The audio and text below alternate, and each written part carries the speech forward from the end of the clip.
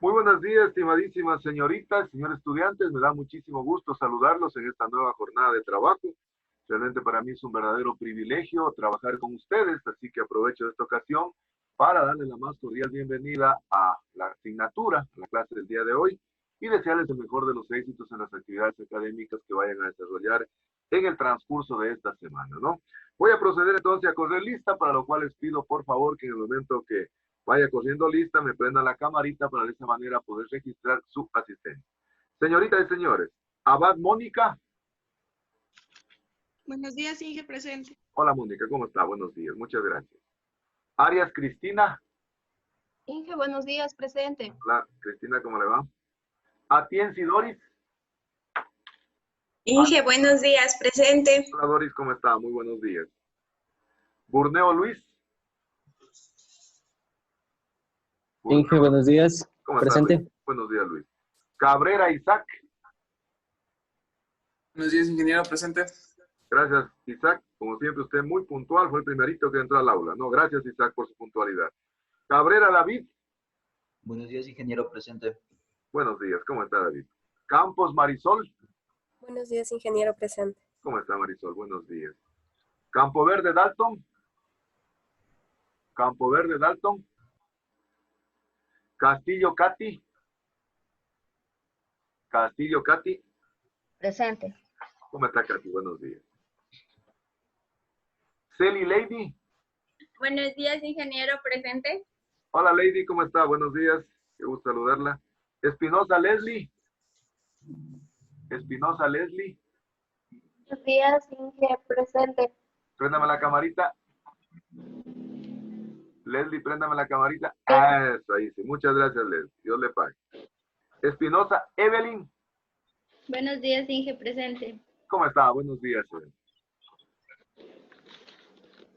González Blanca.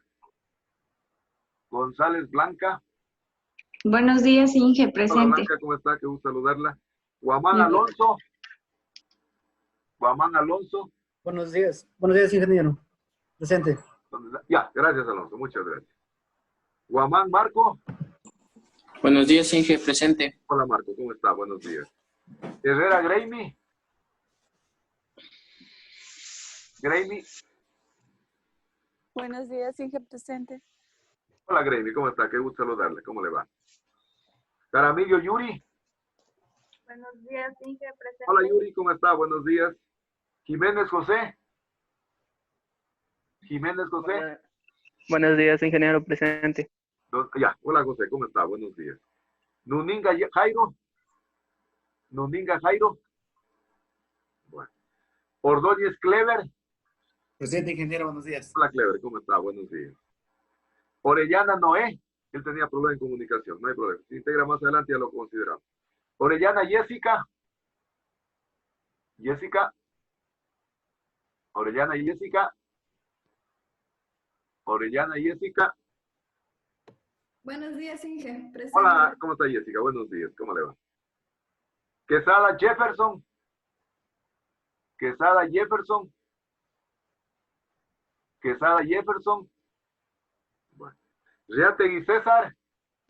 Buenos días, Inge, presente. Hola César, ¿cómo está? Buenos días. Robalino Allison. Presente, Inge, buenos días. Allison, ¿cómo está Allison? Buenos días, ¿cómo le va?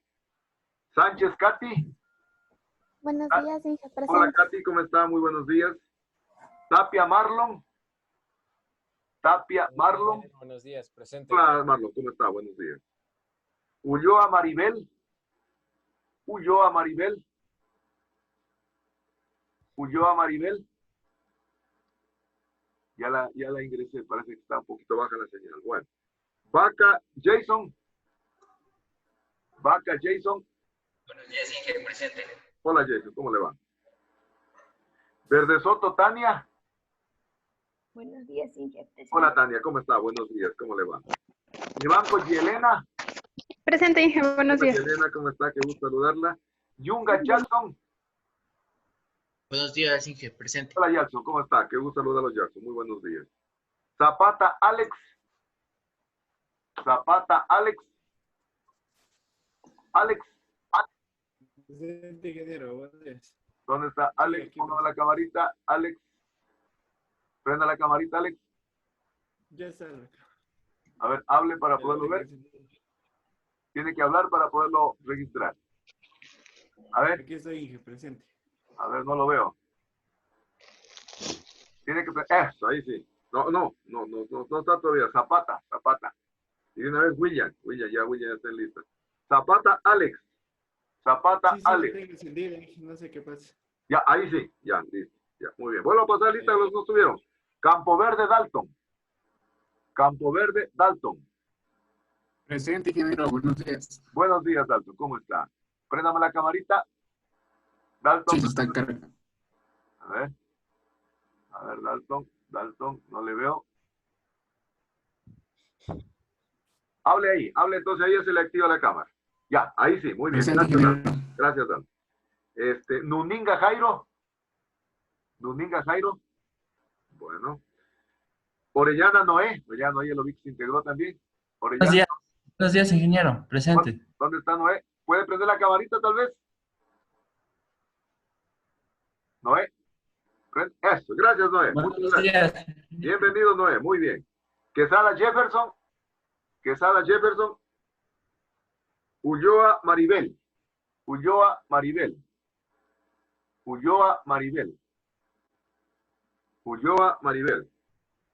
Bueno. Bien, estimadísimas señoritas, señores estudiantes, me da muchísimo gusto realmente que estemos nuevamente aquí para poder dar inicio a las actividades académicas de este día. Primero voy a dar algunas indicaciones realmente que tienen que ver con la asignatura, ¿no?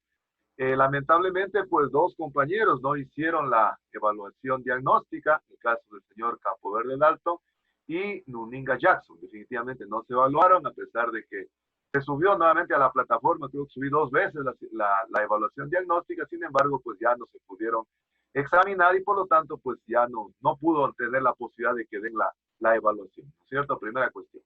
Segunda cosa, quiero aprovechar de este momento también para agradecer públicamente a Katy, la presidenta del curso, por toda la colaboración que ella me viene brindando. En el fin de semana me hizo la fineza de enviarme las actas de ustedes, suscritas por todos y cada uno de ustedes, en el caso del acta de la socialización del sílabo y el acta del encuadre. Las mismas han sido subidas a la plataforma del EVA y por lo tanto ustedes tienen que visitar para que puedan poner su acuerdo o desacuerdo en el caso del acta del encuadre.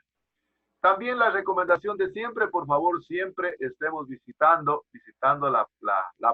el aula virtual de la asignatura en la plataforma EVA, porque ahí siempre estoy subiendo las tareas de la asignatura, lógicamente con el suficiente tiempo para que ustedes tengan realmente un tiempo prudencial para que puedan ejecutar sus tareas. Yo me doy cuenta, ¿ustedes cuántas asignaturas tienen en este ciclo? A ver. 9, Inge. 9 asignaturas, imagínense. Yo me pongo en los pies de ustedes, deben tener, de las 9 asignaturas deben tener tareas. Entonces, yo realmente en ese aspecto soy muy consciente, primero me pongo en los pies del estudiante y es la razón por la cual yo les doy un margen de tiempo considerable para que puedan presentar sus tareas. Sin embargo, es importante cumplir en los plazos establecidos tanto de apertura como de cierre, entonces, de la tarea. Muy bien. Voy en primer lugar a empezar distribuyendo el trabajo que vamos a desarrollar para la próxima semana. La próxima semana ya les va a tocar hacer la exposición a ustedes, para lo cual van a tener que compartir pantalla. Así como ahorita estoy compartiendo pantalla yo, en la próxima semana cada grupo de trabajo que quedó establecido van a compartir pantalla. El día de ayer tuvimos ya la experiencia con los estudiantes de forestal de 9º ciclo, nos fue extraordinariamente bien. Y aquí, lógicamente, algunas pequeñas recomendaciones, unos pequeños kits realmente en base a la experiencia que vivimos el día de ayer. Es interesante que cada grupo trabaje en su informe de manera grupal. Pero luego para poderlo subir a la plataforma y poder registrar la calificación de cada estudiante, cada estudiante tiene que subir el archivo de Word y el archivo de PowerPoint que trabajaron en el grupo para poderles calificar, en este caso, el informe con 4 puntos.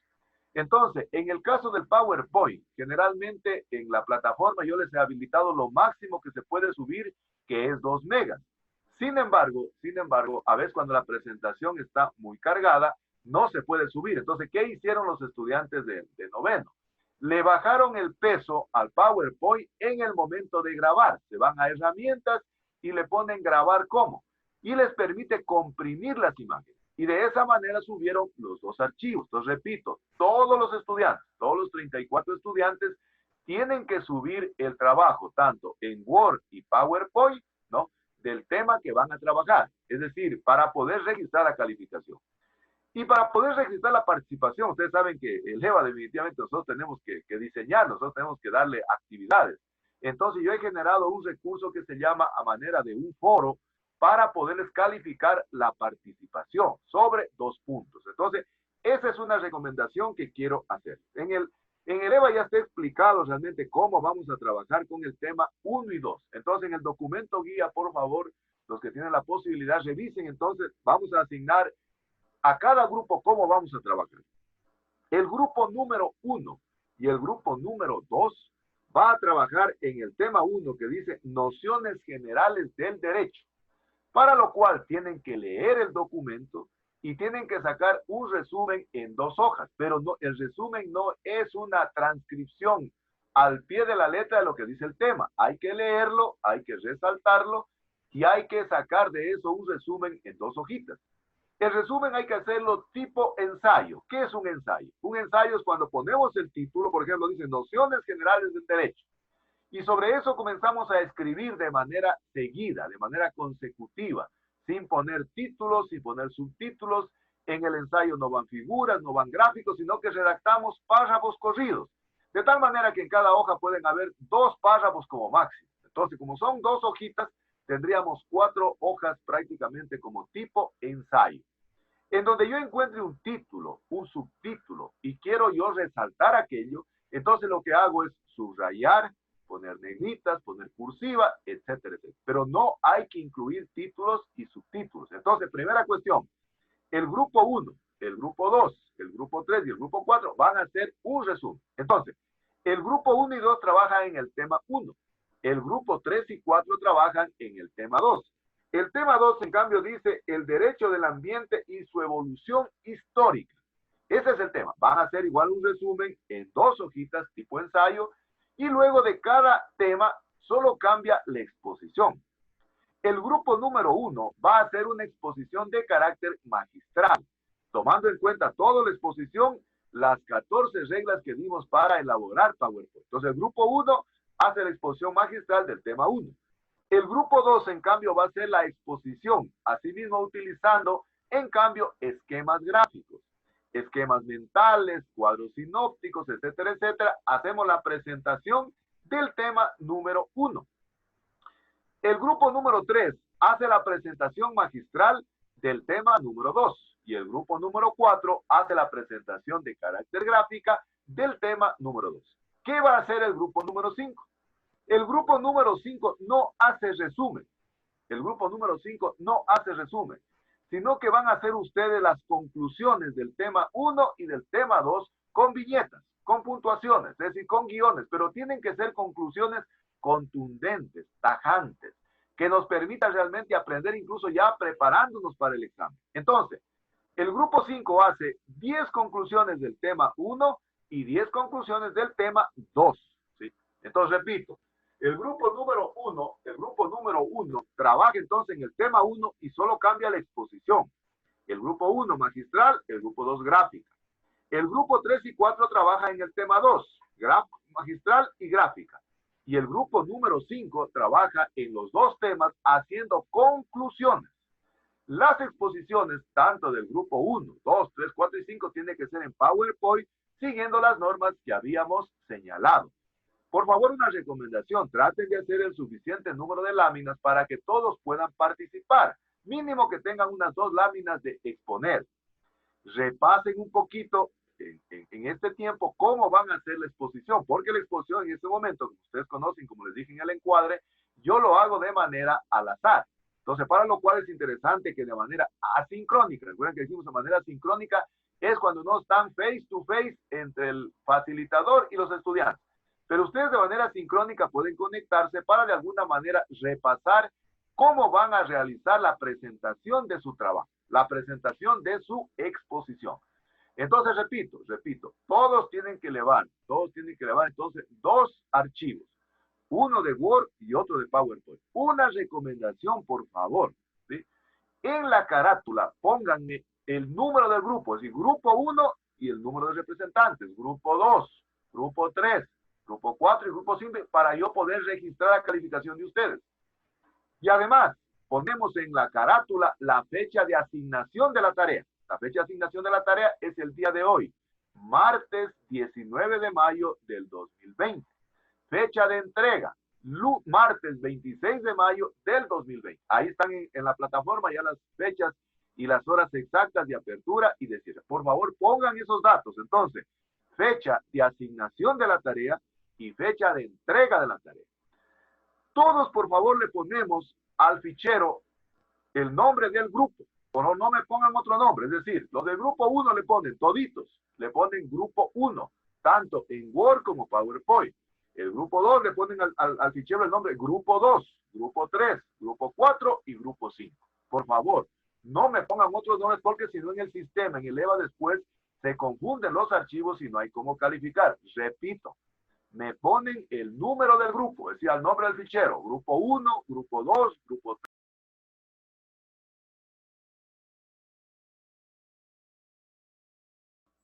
¿Me escuchan, por favor?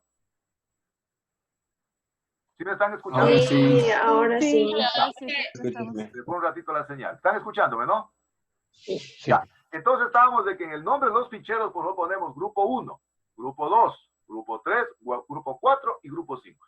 Y además en la carátula pónganme el tema. Entonces ponemos tema 1, nociones generales del derecho. Tema 2, el derecho del ambiente y su evolución histórica. Y en el caso del grupo 5, por favor, póngame conclusiones del tema 1 y del tema 2. Y luego separan las conclusiones, las 10 conclusiones del tema 1 y las 10 conclusiones del tema 2. Y de esa manera, entonces, vamos a hacer las exposiciones en el tiempo de 10 minutos, estrictamente, porque no tenemos para más, verán. Recuerden que solo tenemos 2 horas, entonces, por lo tanto, tratemos de repasar un poquito la exposición para hacerlo de la mejor manera. El día que hagan la exposición, vamos a seleccionar un estudiante para que nos haga recuerdo del tiempo. Entonces vamos a seleccionar a alguien que vaya recordando el tiempo. Entonces cuando falten 3 minutos les dice, compañero, les queda 3 minutos, llega a los 10 minutos y lamentablemente el tiempo ha terminado. Entonces, de esa manera, entonces vamos a trabajar entonces para el resumen tanto del tema 1 y del tema 2. Muy bien. Ahora quisiera que alguien quedó de consulta. A ver, y aquí sí vamos a prender la camarita. A ver, prendamos la camarita todos para poderlos ver. A ver, indíquenme un poquito los materiales. A ver, si tienen un cuadernito, si tienen un esferito azul, un rojo, un resaltador. Indíquenme solo rapidito, solo para ver nomás. Eso, muy bien. Blanca tiene su cuadernito. A ver, los demás indíquenme el cuadernito. A ver, indíquenme. Eso, Tania, muy bien. ¿Quién más? A ver. Muy bien, gracias, muy bien, William. A ver, ¿quién más tiene? A ver, indíqueme. Isaac, perfecto. Bueno, lo interesante y es responsable de ustedes. Calidad es hacer las cosas bien cuando nadie me ve, cuando nadie me está mirando, ¿no es cierto? Muy bien. A ver, ¿quién me puede decir qué diferencia existe entre plazo y término? A ver, eso quedó para poderlo conversar el día de hoy, antes de iniciar la clase que tengo preparada. A ver, alguien que me pueda tomar la palabra y decir qué diferencia hay entre plazo y término. A ver. Yo, Inge, buenos días. Buenos días, Mónica. Tenga la bondad, dígame, ¿qué es plazo y qué es término? La diferencia entre plazo y término es que plazo es el tiempo determinado que se le da para que se cumpla alguna, digamos, alguna tarea o algún documento. ¿Ya? Y término es en sí la fecha fin donde ya se debe entregar alguna respuesta o algo así. Bueno, más o menos. Desde el punto de vista legal no está tan claro. A ver, alguien que realmente consultó qué diferencia hay entre plazo y término. A ver, recuerden que eso quedó para que lo puedan consultar y para poder un poquito matizar la clase y empezar realmente de esa manera. A ver, ¿quién me puede decir qué diferencia hay entre plazo y término desde el punto de vista legal, desde el punto de vista jurídico? A ver, 34 estudiantes. De los 34, Mónica ya dijo algo, pero falta un poquito más. A ver.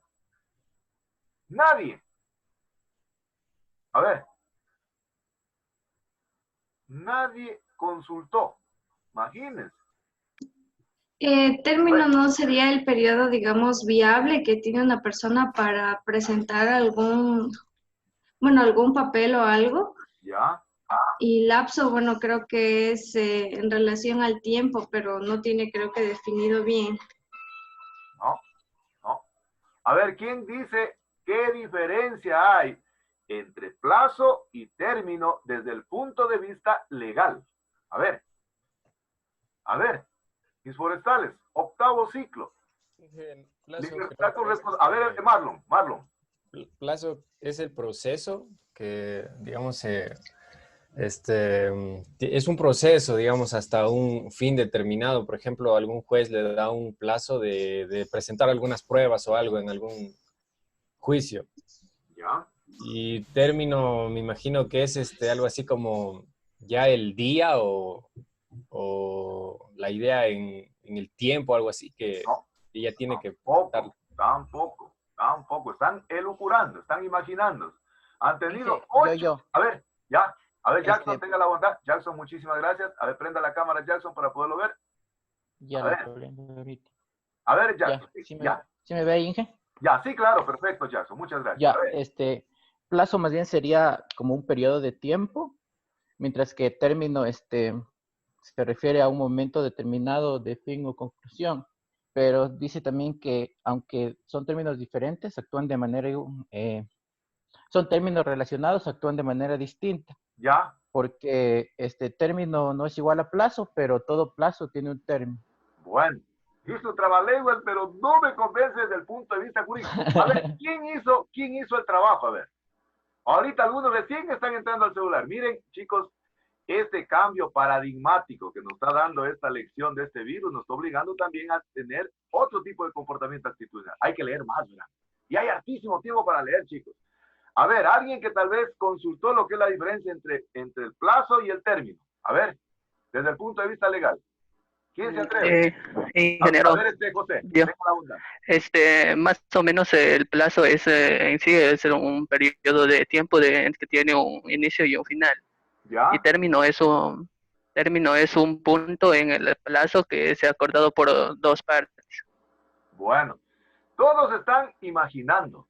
Todos están diciendo, puede ser, tiene que ser, es. A ver, Gravy, tenga la bondad. Para añadir un poco a lo que dicen los compañeros, el término solo cuenta es un periodo de tiempo donde cuenta solo los días hábiles, mientras que el plazo cuenta los días hábiles y no hábiles, y es un periodo de tiempo determinado también. Excelente, Gravy. Anotarán. Y tiene 2 puntos en participación, Gravy. Excelente. Ahora, ¿quién me dice qué será hábil? Porque ella dijo hábil. ¿Qué serán días hábiles? Los días que hay entre el tiempo cuando empezó y cuando va a terminar. No. ¿Qué eso? Ya, Gravy. ¿Laborables, tal vez? Los días en los que trabajan las personas. Los días laborables. Entonces, miren, la diferencia es decir, puede ser o yo me imagino. El plazo es el número de días hábiles que existen para poder cumplir con una disposición o una obligación. Repito, el plazo tiene que ver con el número de días hábiles para poder cumplir con una obligación o una disposición de un juez. Es decir, el plazo el plazo considera días hábiles. Es decir, solo nosotros estamos hablando, por ejemplo, en el plazo, me dice 8 días. El plazo considera días, como se dice realmente, laborables y no laborables, vacacionales y no vacacionales. En cambio, el término, como bien lo dijo Gravy, el término es aquel que considera solo los días hábiles. Es decir, como decía Jackson, los días hábiles son aquellos que solo son laborables. Es decir, por ejemplo, si cae sábado y domingo, el término no considera esos días. Si cae, por ejemplo, 1 de mayo o el 10 de agosto, no considera esos días. Es decir, repito, el plazo es el término, es prácticamente todos los días, incluidos hábiles y no hábiles. En cambio, el término solo considera días hábiles. Es decir, días, tomarán en cuenta aquello, verán. Supóngase que de repente le llega una notificación a su casa del municipio, de la fiscalía, y le dicen, le otorgamos a usted un plazo. Le dice, le otorgamos a usted un plazo de tanto. Ah, dice, el plazo, Pati, está considerado sábados y domingo y todo. Pero dice, le consideramos un término. Dice, no se contemplan los días, entonces, en este caso que no son hábiles, ¿no es cierto? Entonces, miren la diferencia que ha existido. A ver, yo les envié al grupo, les envié un artículo relacionado con el aprovechamiento de la cinchona. ¿Qué número de artículo es? A ver, ¿cuál es el artículo? A ver, alguien que prenda la cámara y me pueda decir, a ver, ¿qué número de artículo es el que yo les compartí a ustedes que en este momento, con este furor, con esta fiebre que hay de querer curarse del coronavirus, la gente realmente está esquilmando a la cinchona o a la cascarilla? ¿Cuál es el artículo que les había mencionado? A ver. Inge, A ver, era el artículo... Lady, tenga la bondad, prenda su camarita. Lady. Ya, Lady, muchas gracias. A ver, Lady, ¿cuál es el artículo?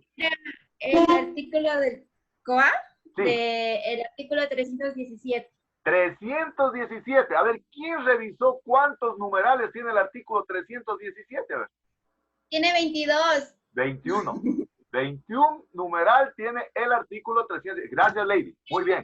Pero ya por lo menos ha revisado. 317, 21 numerales. Y tiene que ver desde el 300 más o menos 10 para adelante está toda la parte que es importante que el forestal conozca. Ahí están las multas, están las sanciones, están las infracciones, están las multas de carácter pecuniario. ¿Qué era pecuniario? ¿Qué era pecuniario? ¿Pecuniario qué era? A ver, ¿pecuniario qué era? Nada. ¿Qué es pecuniario? ¿Y qué es? No era que tenía multa y... Multas de carácter económico. ¿Y qué era punitivo? Cárcel. Cárcel, pena. Es decir, cuando es una infracción de carácter penal. Si ustedes van al título cuarto, todo el título cuarto, me parece que creo que es desde el 300 para adelante, están todos los artículos relacionados con las infracciones, en donde se sancionan, fíjense hoy, con cárcel también. Se sancionan de manera drástica, verán, pone sanciones muy elevadas desde el punto de vista, en este caso, de los salarios mínimos vitales. Entonces, este artículo 317 es el que el ministerio está aplicando para de alguna manera controlar esta destrucción que se está queriendo dar de la cinchona, de la cascarilla. Pero lamentablemente, pues ayer escuchaba una noticia que decían que posiblemente el Ministerio del Ambiente, que era regional de Loja y Zamora Chinchipe, pase al Oro, a la provincia del Oro, es decir, a Machala. Eso sí sería lamentable realmente para nosotros como forestales, porque definitivamente, miren, nos quedaríamos sin una regional del Ministerio del Ambiente, y ustedes saben que el Ministerio del Ambiente pues, es la autoridad ambiental a nivel nacional. Muy bien, entonces ahora sí vamos a continuar con la clase, y voy a poner una imagen. Inge, sí, claro. perdón que lo moleste. No. Dice Yelena Vivanco que por favor la deje ingresar porque tuvo un problema de la red, entonces le tocó salirse. Ya, perfecto, ya le ingresamos. Ay, Elena. Ya, perfecto. Inge, Ya, muy bien. Inge, ¿Sí? perdón que me interrumpa, pasa que la compañera Maribel dice que se le ha ido la luz y no sabe si Ya no hay volverá problema. a poder ingresar. No hay ningún problema, no hay ningún problema, chicos, sin ningún problema. Diga que no se preocupe, que después me justifique, me escriba al WhatsApp, pero no hay ningún problema. A mí siempre me gusta iniciar las clases poniendo a consideración de ustedes una imagen introductoria que está involucrada y que está íntimamente relacionada con lo que voy a hablar en esta clase. Así quiero que ustedes me hagan la presentación la otra semana. Cuando uno realmente ve esta imagen, automáticamente, ¿qué se les viene a la mente a ustedes? A ver, cuando ustedes ven esta imagen... No se ve. Está proyectando. Está compartiendo. Lo que pasa es que Elena, con eso que nos hizo salir... Déjenme ver un ratito.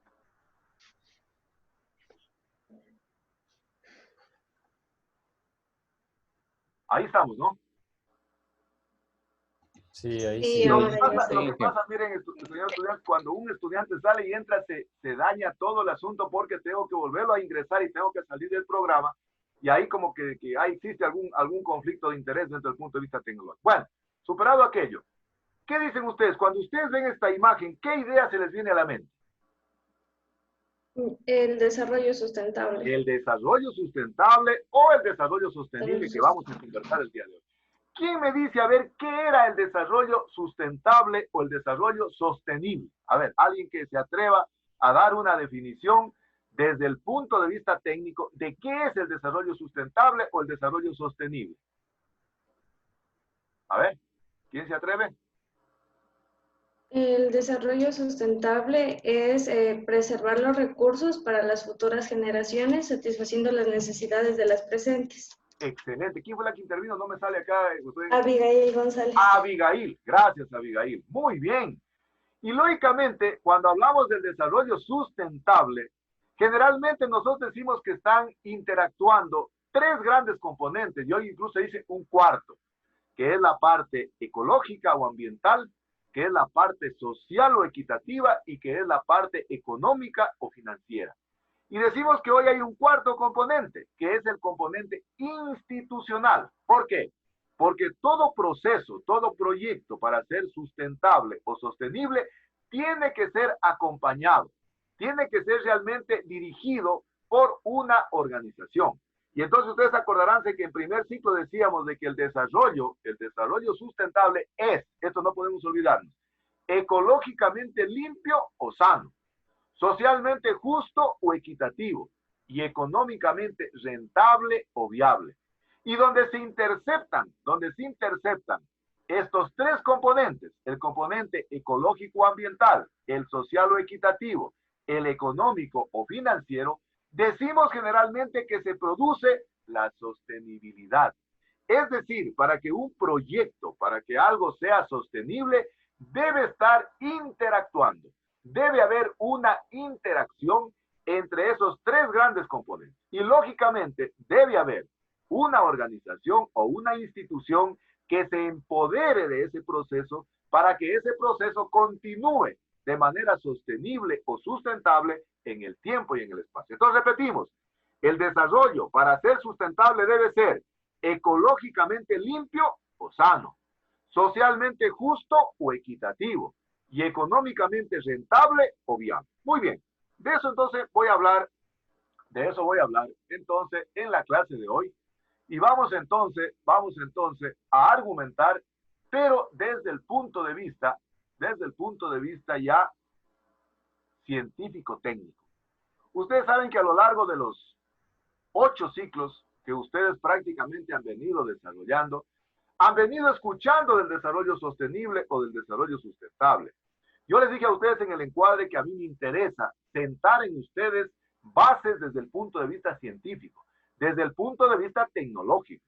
Y vamos a ver realmente cómo es esto del desarrollo sostenible o sustentable. ¿Cómo es esto del desarrollo? ¿Cómo se ha ido dando esta cronología para llegar hoy al desarrollo sostenible? Que incluso yo conversaba el día de ayer con los estudiantes de noveno ciclo y les decía que posiblemente el desarrollo sostenible vaya a ser reemplazado ya, en cambio, por el biocomercio, es decir, por todo lo bio. Es decir, este tipo de desarrollo sostenible o sustentable vienen a ser paradigmas.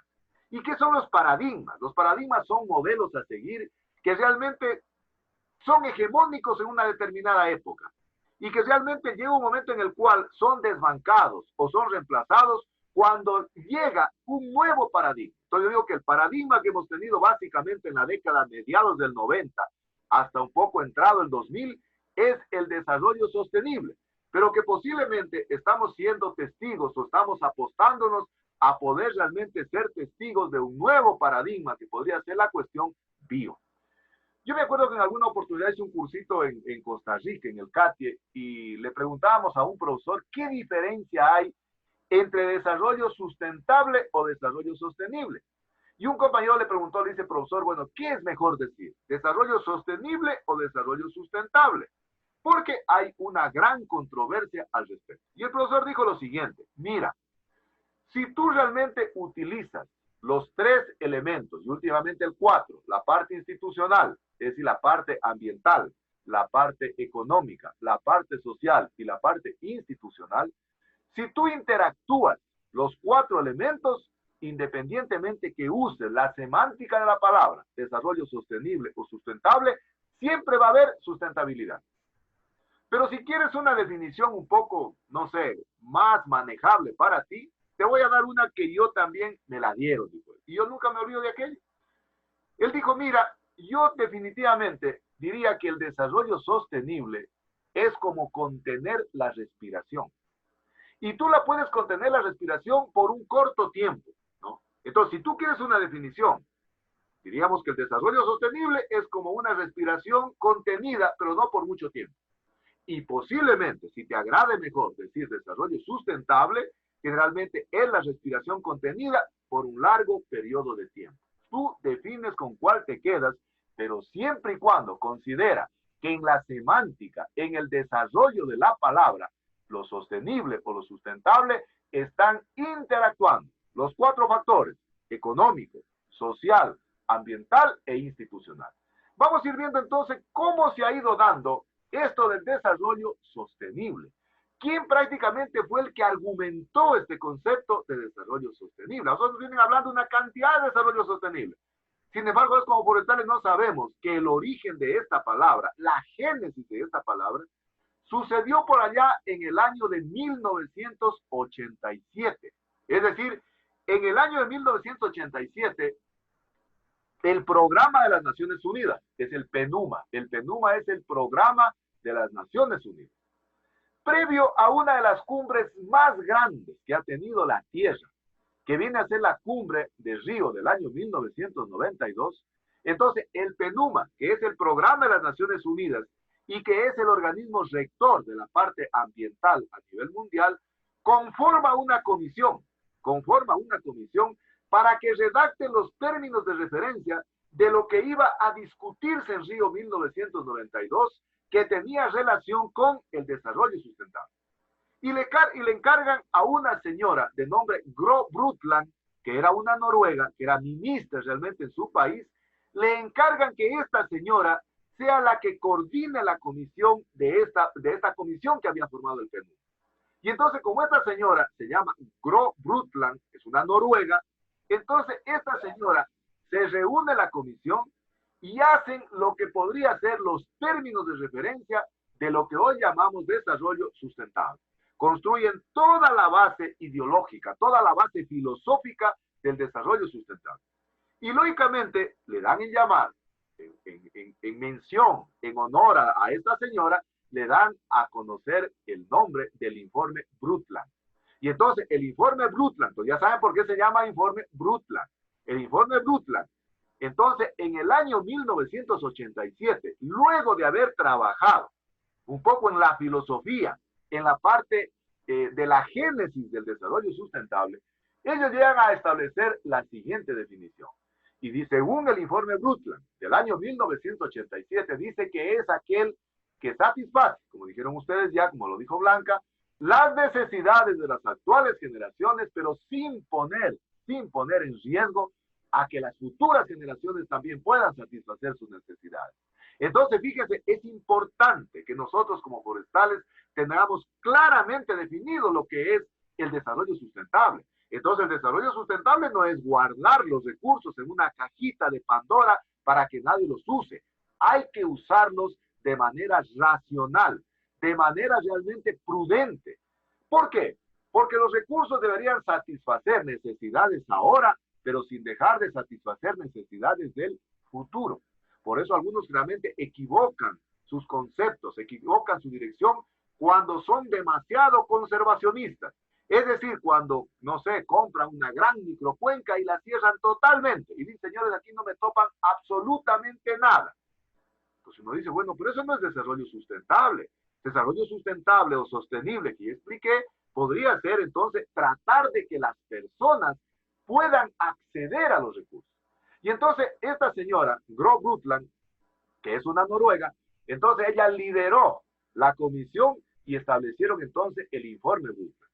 Y en base a este informe Brundtland es de que entonces se llegó a establecer toda la filosofía, todo el marco teórico de lo que constituyó luego toda la información, la literatura del desarrollo sustentable y que se la discutió en la cumbre del año 1992 y que hasta hoy en nuestros días la seguimos utilizando. Yo les dije también a ustedes en el encuadre que yo no pretendo sacarlos de abogados, pero sí pretendo sacarlos con mucho sentido común. Por ejemplo, saber qué es una diferencia entre un plazo y un término. Eso sí es importante saberlo. Porque puede ser que usted como persona natural, ya van a decir que es una persona natural también, puede ser que usted sea llamado a responder a la justicia. O como persona jurídica. Y le pueden dar un plazo o le pueden dar un término. Y entonces eso sí es importante conocer.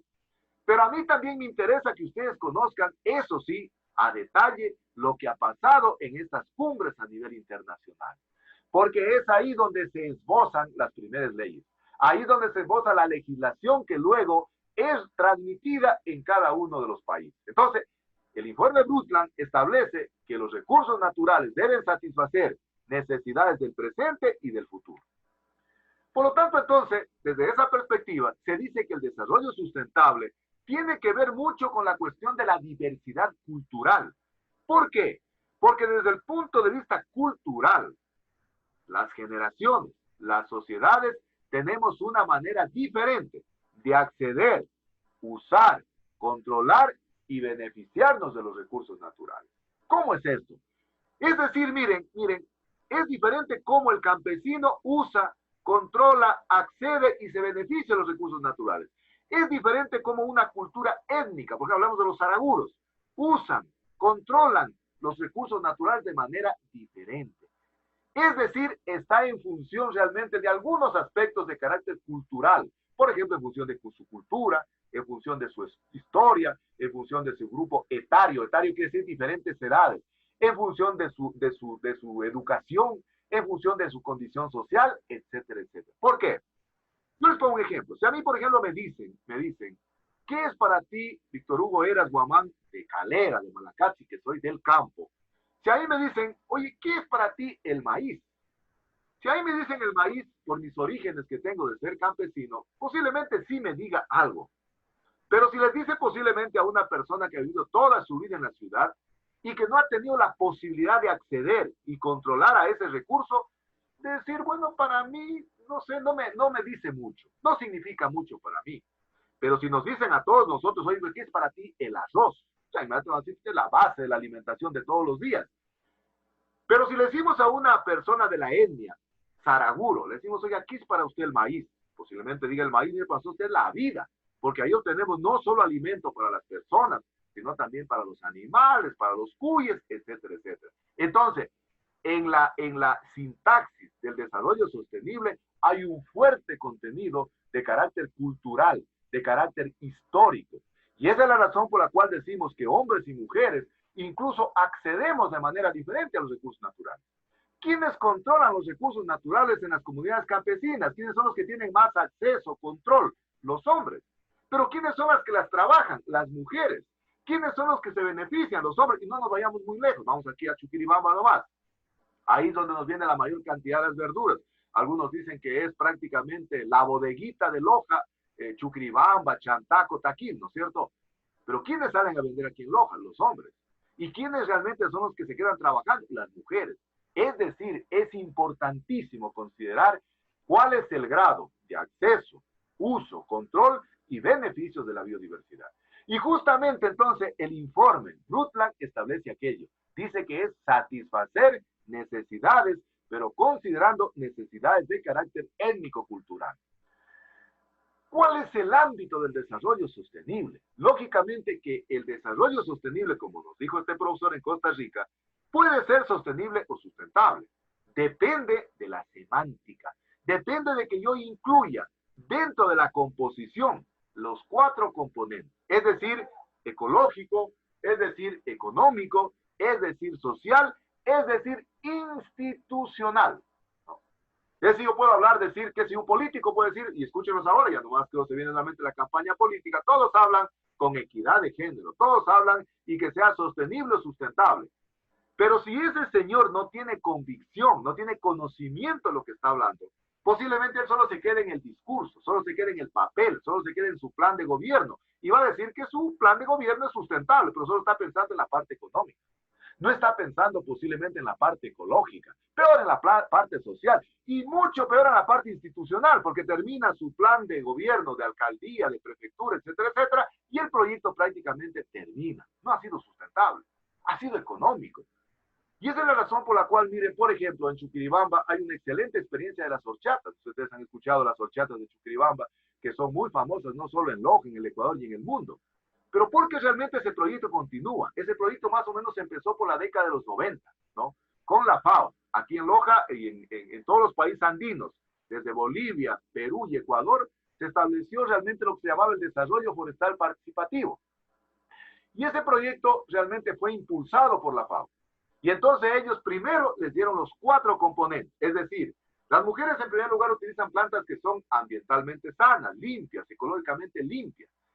Económicamente las mujeres lograron elevar su autoestima, se pueden realmente autoabastecer y pueden ser sustentables, pero lógicamente está apoyando a un grupo vulnerable, social, de las mujeres que realmente son grupos vulnerables, y establecieron una organización, y es la razón por la cual el proyecto, se terminó el proyecto FAO, y el proyecto continúa hasta ahora. Entonces, es de fundamental importancia considerar estos 4 componentes. ¿Por qué? Porque el desarrollo, para ser sustentable, debe garantizar bienestar social, debe garantizar realmente permanencia ambiental y, lógicamente, debe dar sustentabilidad económica. Entonces, ahí están los componentes. Y decíamos de que para que algo o para que un proyecto sea sostenible o sea sustentable, ya saben cuando hablamos de aquello, debe considerar los elementos que habíamos señalado, lo económico, lo ambiental, lo social y lo institucional. La mayor parte de los proyectos terminan realmente estrellándose en el abismo, en el fracaso, porque no existe una institución que pueda darles continuidad, que pueda darles sostenibilidad. Y donde se intrinsacan, donde se interactúan la parte ambiental, la parte económica y la parte social, ahí decimos que es sustentable o sostenible, ¿no? Es decir, no quiere decir que si yo tengo otro, es la otra forma de pensar, ¿no? Los gobernantes dicen, no, ya, yo voy a ser sustentable, y contratan un sociólogo, contratan un ingeniero forestal, contratan un economista, y cada cual trabaja por su lado. Eso no es sostenible tampoco. Sostenible es cuando los 3 interactúan, y cuando la institución da el respaldo correspondiente. Ahí estamos hablando de desarrollo sostenible o sustentable. Y lógicamente, ustedes se están preparando para eso. ¿Quién quita que ustedes algún día sean ministros del ambiente? O sean directores, no sé, del Ministerio del Ambiente, sean Machado, donde sea. O sean alguna autoridad desde el punto de vista ambiental. O sean asesores de un alcalde. Habría que decirle, mire, señor, usted está poniendo en su plan de gobierno sostenible o sustentable y no sabe lo que se está metiendo. El proyecto para ser sostenible o sustentable no solo tiene que ser económico, tiene que apoyar la parte ambiental, tiene que promover la parte social, pero sobre todo tiene que continuar en el tiempo y en el espacio cuando usted deje de ser autoridad. Eso es de fundamental importancia. Por lo tanto, se establece una sinergia muy cercana, una relación muy cercana entre lo que es el desarrollo humano y lo que es el desarrollo sostenible o sustentable. Tiene una semejanza los dos, pero la diferencia es de que el desarrollo humano solo centra su atención en las personas, en los seres humanos, en los hombres y mujeres, de tal manera que puedan vivir en forma productiva, creadora, en base a sus necesidades y en base a sus intereses. Fíjense, esto es importantísimo analizarlo desde el punto de vista de género. Las necesidades y los intereses de hombres y mujeres son diferentes. Posiblemente las necesidades y los intereses de los hombres en las comunidades sean más la parte social. Ellos valorarán significativamente que les construyan una cancha. La mujer valorará mucho que posiblemente le den la posibilidad de tener leña, de tener hierba para sus cuyes, de tener un pozo donde poder lavar. Entonces, el desarrollo humano considera solo el entorno de la persona. Pero el desarrollo sostenible va más allá del desarrollo humano. Es decir, no solo considera al centro de desarrollo la persona, sino que considera también que ese progreso que ellos tenga sostenibilidad, sea de manera continuada, si es posible infinita. Es decir, que la tecnología permita ponerse al servicio, en este caso, de la humanidad. Ahí estamos hablando de que eso es sostenible, es decir, cuando puede mantenerse en el tiempo y en el espacio. Y vamos a ir viendo entonces la cronología de este desarrollo sostenible.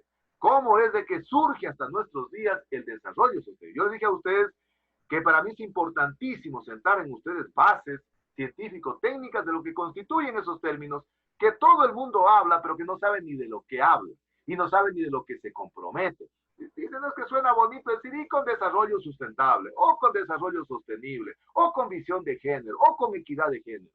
Esto tiene un sustento realmente científico. La ONU, que es la Organización de las Naciones Unidas, en el año 1983 estableció la Comisión Mundial sobre el Medio Ambiente y el Desarrollo. Fíjense, en el año 1983, es decir, la ONU ya comienza a interesarse por los problemas ambientales.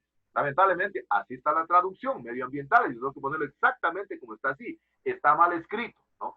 Pero esa traducción que hubo del inglés al español, generalmente hizo que manejemos la palabra como medio ambiente, que está muy mal dicha. Yo les decía a ustedes que para mí el punto de nacimiento de la importancia que se le dio al ambiente fue en el año 1972, en Estocolmo. La cumbre de Estocolmo en Suecia prácticamente comienza a esbozarse una preocupación por el ambiente. Y es la razón por la cual comienza a esbozarse, diría yo, lo que es posteriormente el derecho ambiental. Y luego en el año 1987 ya habíamos señalado que el PNUMA, que es el Programa de las Naciones Unidas para el Medio Ambiente, igual así es, pues, ¿no?, estableció la Comisión Brundtland. Y esta Comisión Brundtland estuvo presidida por la señora Gro Brundtland, que era una noruega, y ellos establecieron entonces el informe Brundtland, que hoy es mundialmente conocido como nuestro futuro común. Y ese nuestro futuro común establece entonces los lineamientos de lo que iba a constituir posteriormente el desarrollo sustentable y que sirvió para discutirlo posteriormente en la Cumbre de la Tierra desarrollada en Río de Janeiro, Brasil, en el año 1992. En el año 1989 se da la conferencia sobre el medio ambiente, miren, el desarrollo, y se establece lo que se conoce con el nombre de la Agenda 21. ¿Qué es esto de la Agenda 21? La Agenda 21 en definitiva contiene toda la filosofía de lo que iba a constituir el desarrollo sustentable y que iba a servir de un insumo para poderlo discutir en la cumbre que más adelante se desarrolló en Río de Janeiro en el año 1992. Yo diría, desde mi modesto punto de vista y desde mi modesto conocimiento, que esta es la cumbre más grande que ha existido en la historia realmente de la humanidad, en la historia de la Tierra. Y por eso que se dice que la cumbre de Río o cumbre de la Tierra es la cumbre donde prácticamente se cambiaron las concepciones del desarrollo.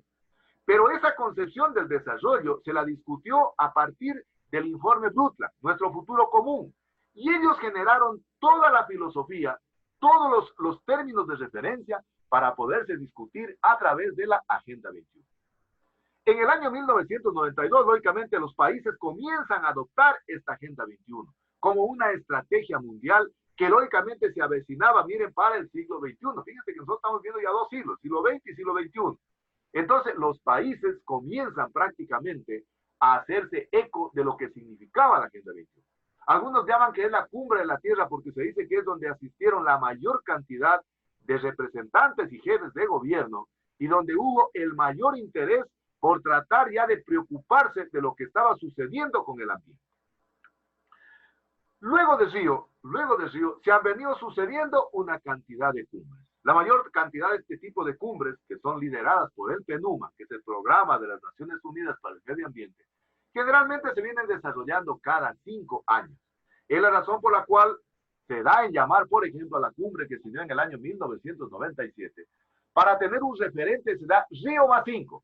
Es decir, como Río de Janeiro sentó las bases del desarrollo sustentable en el año 1992, se da luego en el año 1997 lo que se conoce con el nombre de Río más 5. Sin embargo, esta cumbre fue totalmente deslucida, hubieron muy pocos avances en materia ambiental.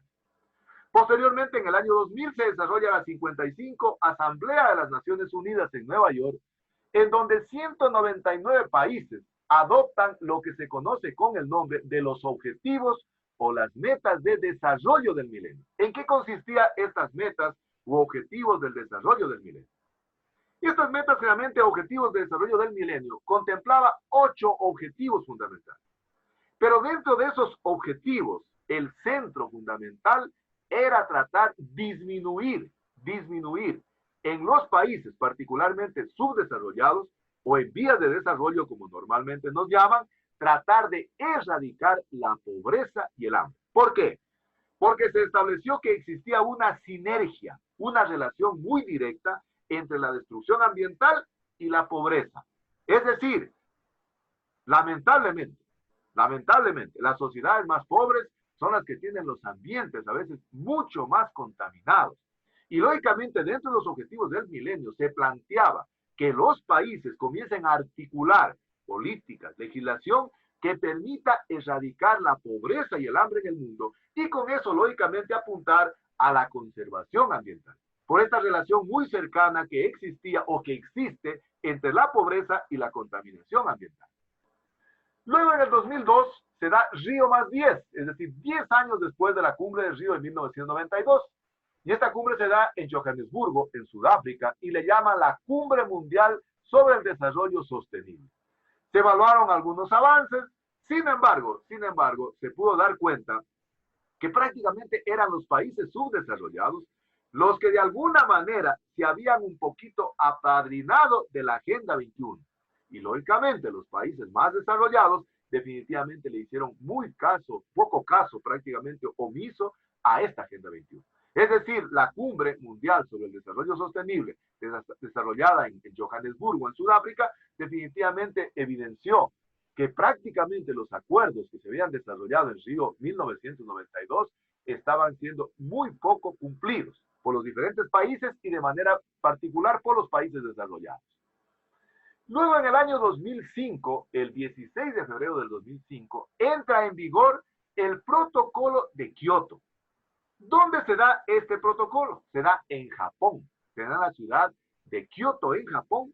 Se desarrolla el 16 de febrero del 2005, entonces, el Protocolo de Kioto. Y entra en vigor este Protocolo de Kioto. Pero, al igual que Johannesburgo, con la lamentable ausencia de los países que más contaminan el planeta. Esto es, Estados Unidos, la China y la India. De manera particular, Estados Unidos prácticamente se rehusó a querer firmar el Protocolo de Kioto. Y en el caso de China y en el caso de la India, a pesar de tener la mayor densidad poblacional del mundo y ser los que mayormente contaminan, sin embargo, a ellos no se los obligó a que disminuyan sus emisiones de CO2 por ser considerados países subdesarrollados. Entonces, en el 2005 entra en vigor el Protocolo de Kioto y que lógicamente estaba directamente relacionado con bajar las emisiones de CO2. Posteriormente, del 20 al 22 de junio, se da Río +20, que es la cumbre de la Tierra que se desarrolla nuevamente en Río de Janeiro, pero a diferencia de Río 1992, prácticamente no hubo mayor avance, no se pudieron lograr mayores acuerdos. Y aquí es cuando los estados incluso comienzan a deslindar su responsabilidad a las personas particulares y a las empresas.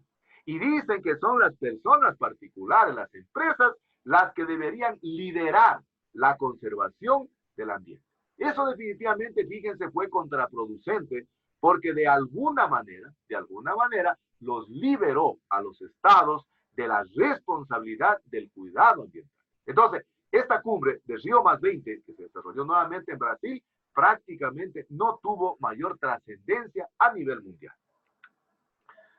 Y vamos a referirnos exactamente a la cumbre de Río. Y esa la he dejado para analizarla de manera particular, porque eso a mí sí me interesa, que mis forestales, como futuros ingenieros e ingenieras forestales, sí tengan conocimiento de eso. Esto sí es importante que el forestal vaya a un evento, a un simposio, a un seminario, etcétera, etcétera, y escuche hablar de la cumbre de Río. Ahí sí es una obligación del ingeniero, de la ingeniera forestal, tener un conocimiento de aquello. Entonces ya habíamos señalado que la cumbre de Río se desarrolló en el año 1992 y concretamente en el mes de junio del año 1992. Yo me acuerdo, miren, cuando se desarrolló esta cumbre, yo estaba recién regresado en mi posgrado de Cuba. Y verán que fue mucha gente de aquí de Loja. Yo me acuerdo que de la universidad en ese tiempo, la universidad tenía estos buses muy grandes que estaban incluso un poco estacionados allí en la parte de investigación, pues ahí los tenían. Y fíjense, muchos estudiantes, me acuerdo, en ese tiempo, pues la FEUE activaba fuertemente. Algunos docentes, incluso me acuerdo que unos 2 docentes de la carrera que hoy están jubilados, se fueron a Río de Janeiro, ¿verdad? Y se fueron realmente por esta troncal amazónica que dicen, es decir, atravesando todo el Perú y el Amazonas y llegaron a Río de Janeiro, ¿verdad? Esta ha sido una de las cumbres más grandes que se han dado en la historia de la humanidad. Y básicamente en esta cumbre, que partió del análisis del informe Brundtland, del informe Nuestro Futuro Común, que daba la pauta, que daba la filosofía de lo que iba a ser el desarrollo sostenible o sustentable, se llegaron a generar 5 documentos. Es decir, 5 documentos que de alguna manera todavía nos rigen en los países prácticamente toda la estructura ambiental. Toda la estructura de los cuerpos legales se fueron desprendiendo de estos documentos. El primer documento que se estableció se llamó la Declaración de Río o Carta de la Tierra. En esta Carta de la Tierra era un manifiesto realmente que se estableció para poder establecer responsabilidad de los estados en el cuidado del ambiente. La Agenda 21, programa del 21, que dicta la filosofía de lo que iba a ser el desarrollo sustentable. También se llega a establecer el Convenio sobre Diversidad Biológica o CDB. Se establece también la Declaración de los Principios Forestales, o también conocida con el nombre de Declaración sobre los Bosques. Y generalmente se establece la Convención Barco sobre Cambio Climático. A nivel internacional, los convenios pueden tener 2 tipos de comportamientos. Los convenios o las cumbres internacionales pueden tener un carácter vinculante y un carácter no vinculante. ¿Cuáles son los no vinculantes? Primero quiero explicar los no vinculantes. Los no vinculantes son aquellos que no comprometen a los estados en el cumplimiento obligatorio de sus responsabilidades. Repito, un documento, un tratado internacional no vinculante es aquel en donde no genera responsabilidad para los estados. Los estados realmente van a la cumbre, asisten, yo diría como un saludo a la bandera. Se toman la foto, regresan a sus países y no ha pasado absolutamente nada. Pero están en cambio las cumbres internacionales que son de carácter vinculante. ¿Qué son de carácter vinculantes? Quiere decir que es obligación de los estados dar estricto cumplimiento a ese tipo de disposiciones que se dan en ese tipo de cumbres internacionales. ¿Y cómo? A través, por ejemplo, de armonizar, por ejemplo, sus leyes, su cuerpo legal en materia ambiental. De estos 5 documentos que se generan en Río 1992, de los 5, 2 vienen a constituirse en documentos o convenios vinculantes. Es decir, obligación de las partes. El primero, Convención sobre Diversidad Biológica, la CDB, y el Convenio Marco sobre Cambio Climático. ¿Qué significó eso para el Ecuador? De que el Ecuador tuvo que armonizar su legislación, que en ese tiempo su legislación forestal era muy primitiva, era muy exigua, tuvo que tratar de armonizar todo su cuerpo legal para dar cumplimiento a lo que dice, por ejemplo, el Convenio sobre Diversidad Biológica, que lo vamos a estudiar más adelante, al Convenio Marco sobre Cambio Climático. Es decir, los estados están en la obligación de armonizar todas sus políticas, todo su cuerpo legal para dar cumplimiento a ese convenio que es de carácter vinculante, porque es obligación de los estados. Y ese estado ahí, cuando el Estado ecuatoriano en el año 1999, por ejemplo, dicta lo que era la Ley de Gestión Ambiental, que hoy el COA la derogó y que estuvo vigente por mucho tiempo y que definitivamente dio pautas relacionadas con la conservación de la biodiversidad. Entonces, los 2 documentos vinculantes son el Convenio sobre Diversidad Biológica y el Convenio Marco sobre Cambio Climático. Veamos cada uno de esos documentos. La Declaración de Río, entonces, está contemplada en 27 grandes principios. Aquí es donde se declara la filosofía del desarrollo sustentable. Es decir, el marco teórico, el marco conceptual. Todo ese bagaje que hoy manejamos de desarrollo sustentable se construyó a través de la Carta de Río o la Carta de la Tierra. Ese manifiesto que les digo que hicieron los estados para de alguna manera dar a conocer su preocupación que existía de la contaminación ambiental. Y estamos hablando del año 1992, posiblemente ustedes, algunos ni siquiera nacían, ¿no es cierto? No había tantos problemas ambientales como hoy hay, y que hoy con este coronavirus incluso dicen que están disminuyendo. Sin embargo, entonces, la Declaración de Río ya hacía una clarinada de alerta de lo que podría constituir la contaminación a nivel ambiental. La Agenda 21, en cambio, hace una enumeración de los programas de acción que tenían que ejecutarse a través de los diferentes estados.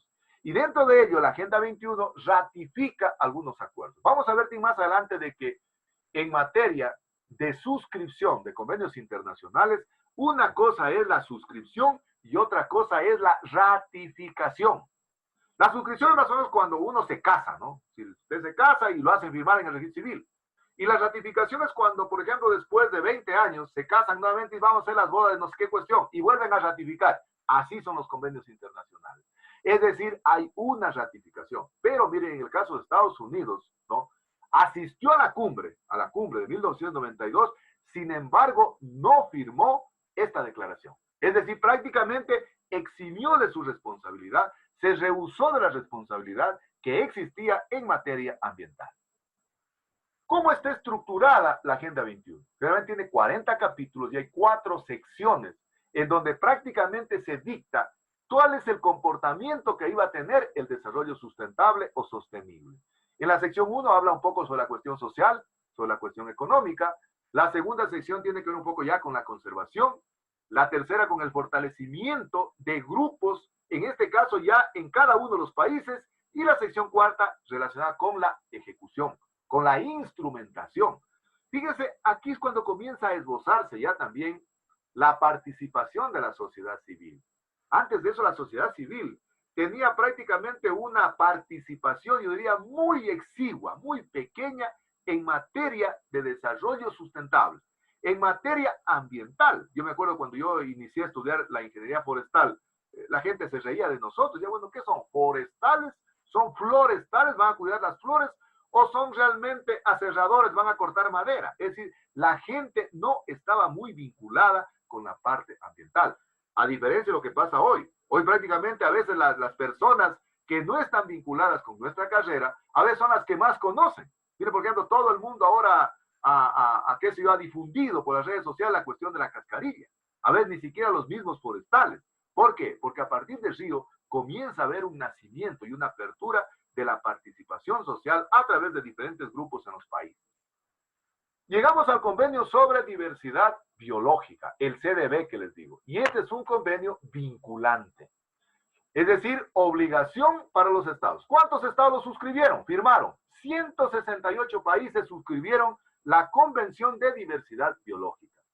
Y básicamente, dentro de los objetivos de la Convención sobre Diversidad Biológica, planteaba la necesidad de los estados de preservar, de conservar, de proteger su flora y su fauna como objetivo principal.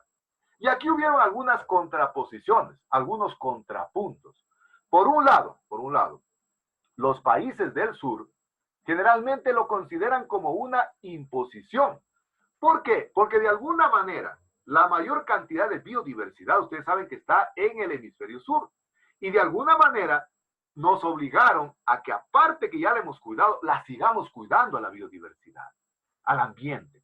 En cambio, los países del norte no querían tener barreras para poder ingresar al uso, control y acceso a nuestra biodiversidad, por ejemplo, a través de herramientas biotecnológicas, a través de la generación de patentes, a través de la propiedad intelectual sobre la biodiversidad, ¿no? Y entendía la biodiversidad no solo como flora y fauna, sino entendía la biodiversidad como la riqueza de genes, de especies, de ecosistemas y saberes étnico-culturales. Repito, genes, especies, ecosistemas y saberes étnico-culturales. Eso habíamos conversado en primer ciclo, que eso tiene la biodiversidad. Entonces, por un lado, los países del sur, que tenemos la mayor cantidad de biodiversidad, que somos dentro de los 17 países megadiversos, realmente estábamos preocupados porque se nos iba a seguir imponiendo, qué sé yo, condiciones de seguir cuidando, de poner limitaciones a nuestra soberanía alimentaria, a la seguridad alimentaria.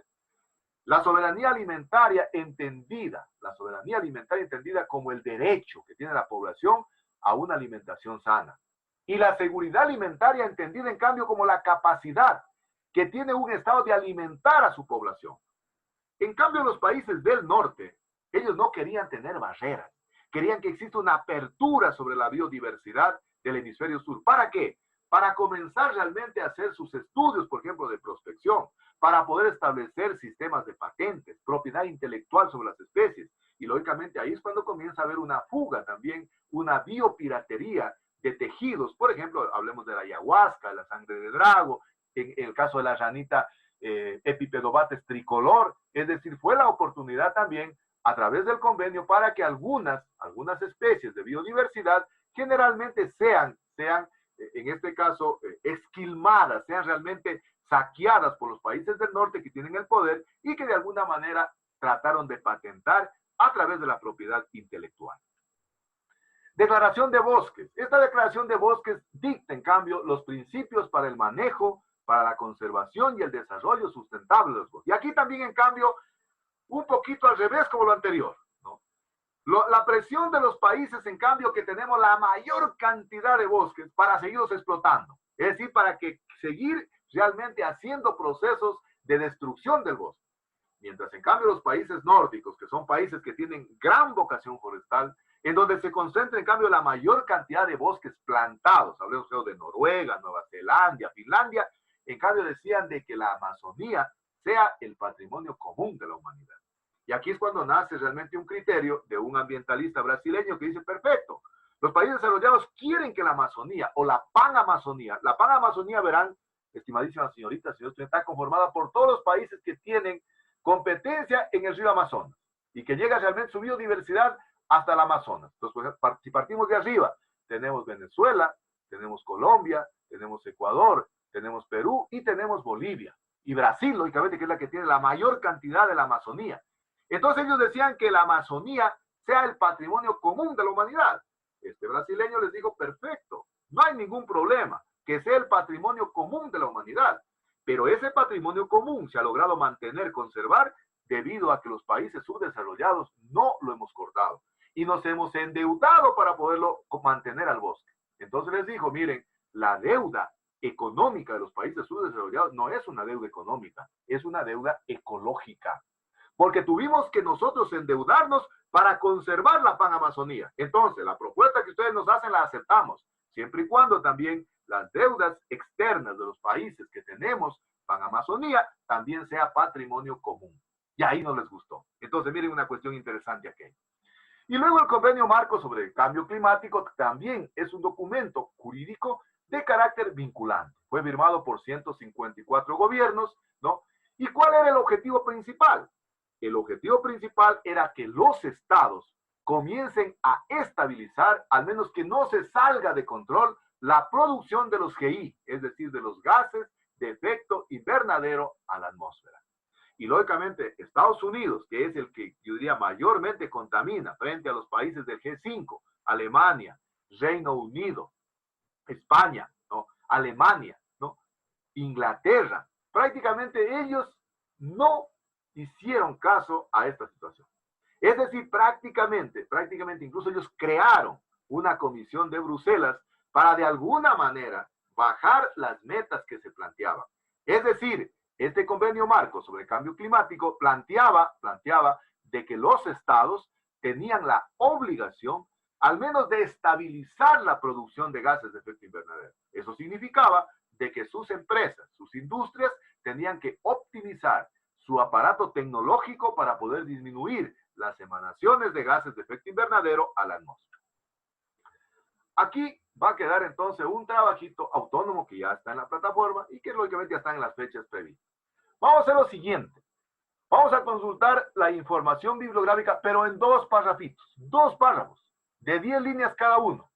Vamos entonces a conocer la biografía de la señora Gro Harlem Brundtland, que es la redactora del informe Brundtland, Nuestro Futuro Común, que sirvió como base, que sirvió como marco teórico para poder discutir el desarrollo sustentable en la Cumbre del Río 1992. Entonces, por favor, quiero que en una hojita, dos párrafos, de 10 líneas, ponemos la biografía concreta de esta señora Gro Brundtland, que fue la que prácticamente es redactora del informe Brundtland, Nuestro Futuro Común. Entonces, en la primera hojita vamos a poner la carátula, fecha de asignación, fecha de entrega, el título de la tarea, biografía de la señora Gro Brundtland y la siguiente.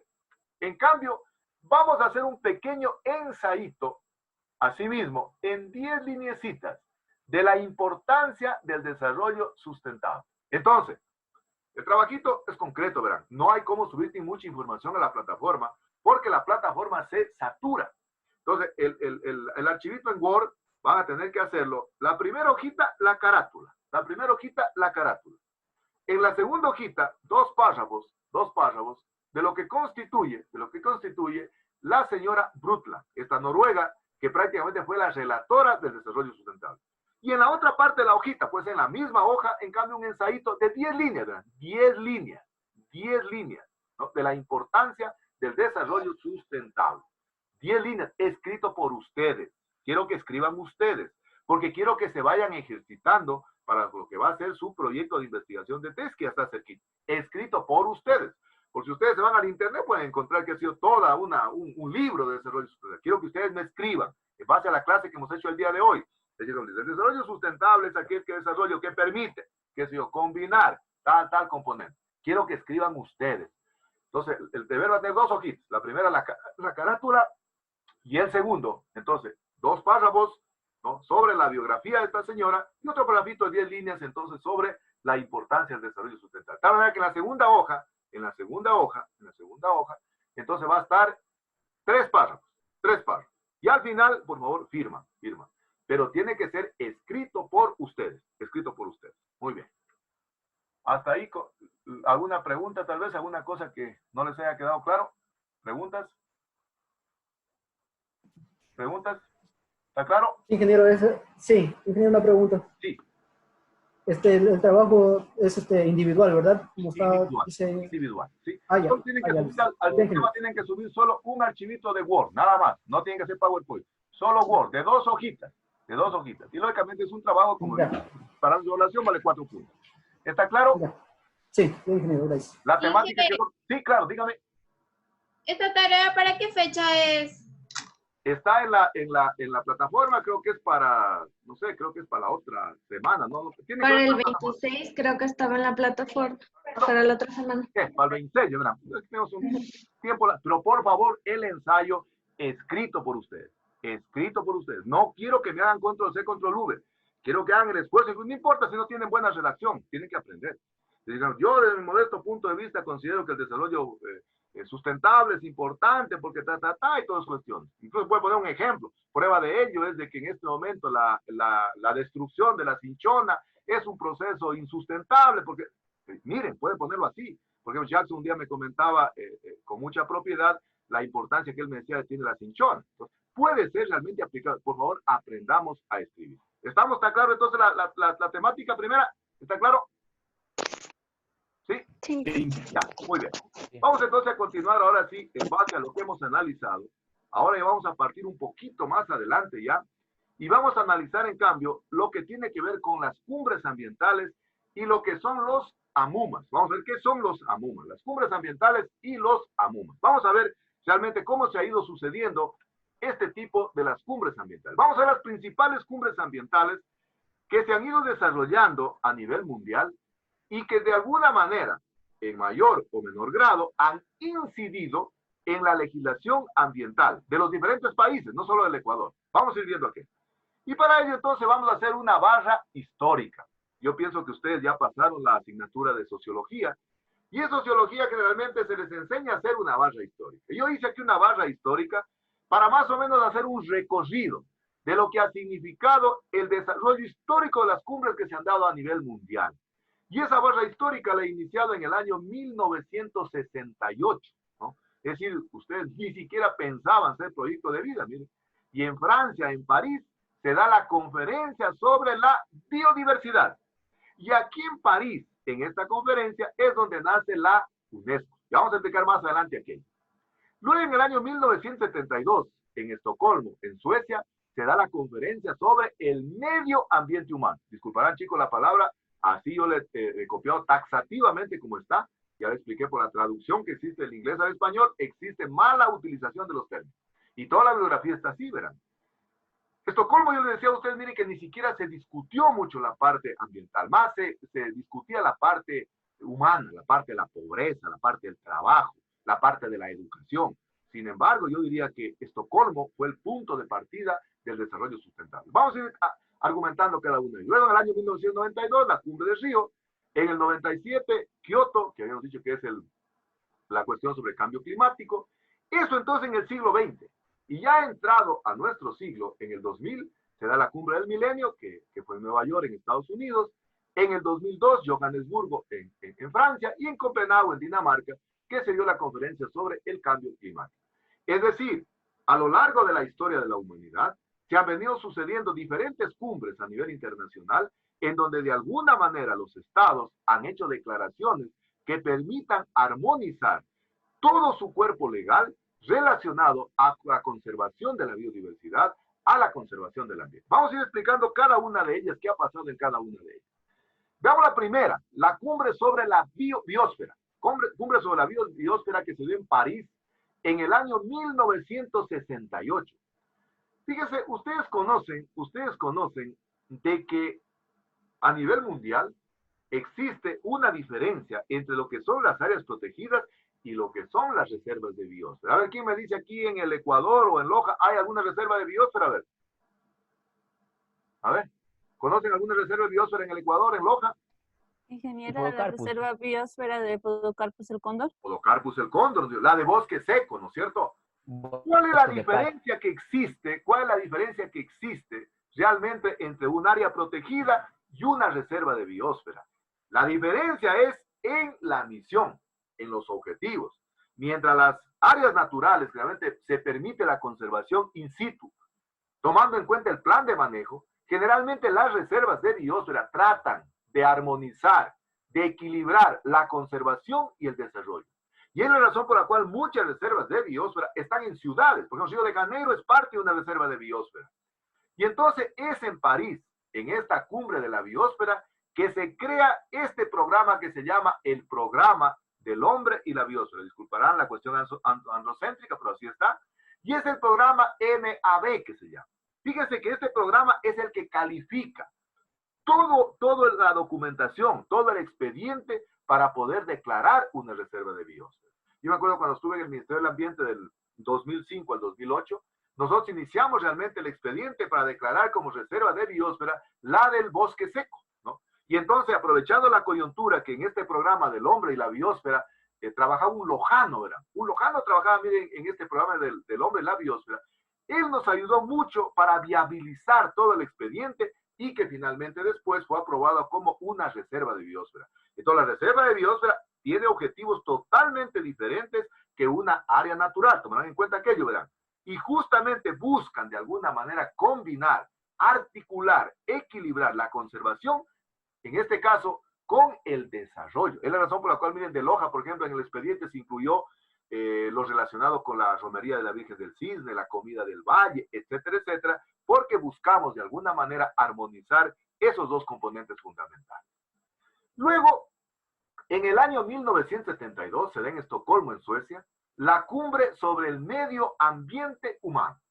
Y aquí de alguna manera se comienza a dar alguna importancia a la relación que se establecía entre el medio ambiente, pero está con rojo ahí, disculparán, que es ambiente, es decir, normalmente, y el bienestar humano. Es decir, se comienza a tomar conciencia de que realmente se estaba comenzando a destruir el ambiente.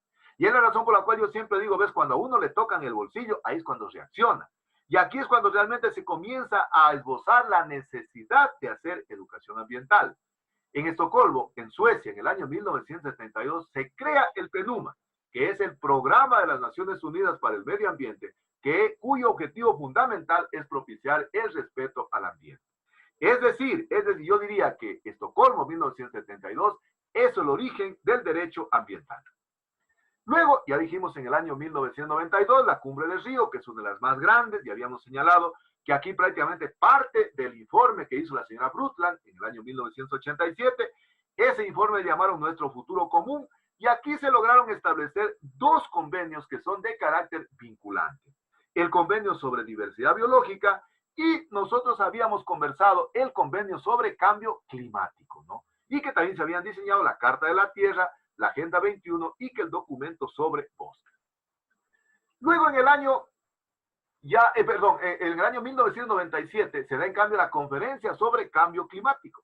Y entonces se desarrolla en Kioto, en Japón, se desarrolla realmente este protocolo de Kioto, en donde miren el objetivo fundamental. Esta era la meta, miren, que del 2008 al 2012, miren, estábamos en 1997, sí, faltaba mucho tiempo. los estados comienzan a reducir las emisiones de CO2, es decir, aquellos gases de efecto invernadero que en este momento tanto problema han ocasionado. ¿Por qué? Por todos los problemas que esto está ocasionando en lo que tiene que ver con el cambio climático, con el efecto invernadero, y se llegó a determinar que las actividades desde el punto de vista antropogénico, antrópico, las que más producían gases de efecto invernadero, estaba en primer término el transporte, la agricultura, ¿verdad? Y dentro de la agricultura la ganadería, los procesos industriales y la eliminación de residuos. El objetivo era de que en ese periodo de tiempo, 2008 al 2012, se disminuya las emisiones de CO2 y de gases de efecto invernadero. Sin embargo, miren, muchos de los estados todavía siguen contaminando, la razón por la cual se dice que el virus nos está enseñando incluso a hacer respetar lo que dijo el protocolo de Kioto. Les dije a ustedes que en Nueva York, en el 2000, se dio la cumbre del milenio, y en esa cumbre del milenio se llegaron a establecer los 8 objetivos del desarrollo del milenio. Todos esos objetivos estaban íntimamente relacionados con tratar de erradicar la pobreza y el hambre. ¿Por qué? Porque yo les había señalado a ustedes de que de alguna manera existe una relación muy cercana entre la pobreza y la contaminación ambiental. Sin embargo, el objetivo 7, y lo puse aquí taxativamente redactado, dice garantizar también la sostenibilidad del medio ambiente. Recuerden que así son las traducciones. Y lógicamente, fíjense, ya se busca, por un lado, incorporar los principios del desarrollo sostenible en las diferentes políticas, en los diferentes programas, a nivel macro, a nivel meso, a nivel micro. Es decir, con tratar de que los estados comiencen a ralentizar, es decir, que se vuelva mucho más lento la destrucción de la diversidad biológica. Y se planteaba que hasta el año 2010 los estados reduzcan significativamente la destrucción de la diversidad biológica. Entonces, estos objetivos buscaban entonces tratar de disminuir la pobreza, el hambre que estaba y que está intrínsecamente relacionada a la destrucción ambiental. Luego en Johannesburgo, en el 2002, en Sudáfrica, se da esta cumbre sobre desarrollo sostenible. Aquí prácticamente entra en vigor el protocolo de Kioto. Y se planteaba que para el año 2010 los estados bajen significativamente la tasa de pérdida de la biodiversidad. Y para eso incluso se crean algunas áreas marítimas, algunas áreas protegidas, y también se determina de que los estados minimicen la utilización de productos agroquímicos, de productos químicos que estaban contaminando significativamente al ambiente. Fíjense que para el año 2010, es decir, han pasado 10 años, los estados tenían que reducir significativamente la destrucción de la biodiversidad, la destrucción de la diversidad biológica y lógicamente minimizar el impacto nocivo de los productos químicos.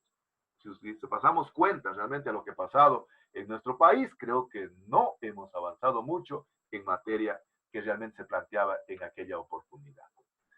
Luego, en Copenhague, en Dinamarca, en el año 2009, se plantea la 15ª conferencia sobre cambio climático. Y aquí, miren, ya fueron un poquito más agresivos. Y se plantea para el 2050. Algunos dirán, pero está muy lejos, ¿no? Yo posiblemente ya no llega al 2050. Ustedes sí van a llegar al 2050. Y dice que la temperatura global no suba más allá de 2 grados centígrados hasta el 2050. Sin embargo, no se llegaron a realizar acuerdos claros que de alguna manera reemplacen lo que se había dicho en Kioto. Fíjense entonces, los estados todavía están en la obligación de que hasta el 2050 bajar sus emisiones de CO2 y de gases de efecto invernadero, que son los principales causantes de la elevación de la temperatura, para poder bajar a esos niveles de 2 grados centígrados. Imagínate, van a decir, 2 grados centígrados es poquísimo, es mucho. Porque si nosotros partimos que la temperatura promedio de Loja es 17 grados centígrados, quiere decir que el promedio estaría entre 19 o 15. Es decir, esa es la banda en la que se movería la temperatura en Loja.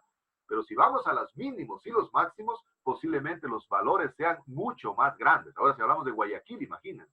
Entonces, eso prácticamente se decidió en Copenhague. ¿Cuáles son los acuerdos multilaterales sobre medio ambiente? Es decir, aquellos que han sido firmados y ratificados por los estados. Es decir, aquellos que prácticamente en donde los estados se han vuelto a comprometer. Entonces, a este tipo de acuerdos multilaterales sobre el medio ambiente se conoce con la abreviatura de los AMUMA.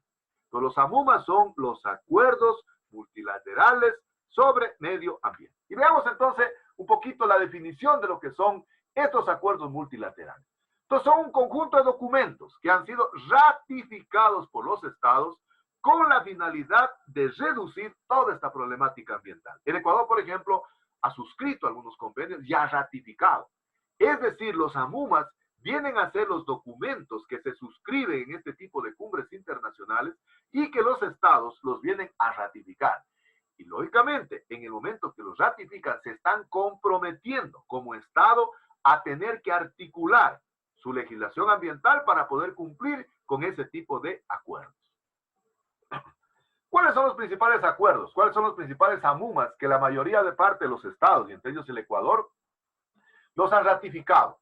Es decir, aparte de suscribirlos, digamos, suscripción es la firma, también los han ratificado. Por ejemplo, 1972, la Declaración de Estocolmo. Y yo diría que Estocolmo, es decir, este acuerdo internacional que se hizo en Suecia y que era realmente relacionado con el medio ambiente humano, verán, para mí es el nacimiento del desarrollo ambiental, del derecho ambiental. El Convenio de las Naciones Unidas sobre la lucha contra la desertificación, que se dio en París en 1994 y que luego entró en vigor en 1996, también es un AMUMA.